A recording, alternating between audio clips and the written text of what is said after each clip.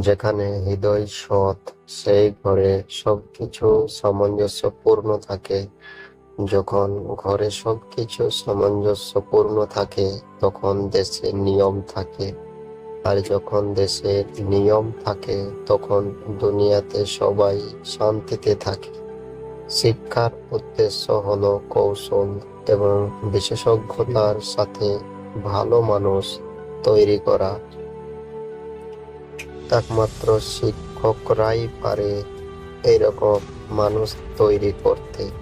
আসুন আজ আমরা বলিদান দিই, যাতে কাল আমাদের সন্তানদের ভবিষ্যৎ ভালো হয়। বিজ্ঞান মানবতার জন্য একটি সুন্দর উপহার। আমাদের তাকে বিকৃত করা উচিত নয়। এখন আঙ্গুলের একটি ক্লিকে পার তথ্য আমাকে আশ্চর্য করে দেয়। অনেক বছর ধরে আমি আমার আকাশে ওড়ার স্বপ্নকে বাঁচিয়ে রেখেছি। শিক্ষণ একটি মহান পেশা, যা কোনো ব্যক্তির চরিত্র, ক্ষমতা এবং ভবিষ্যৎকে আকার দেয়।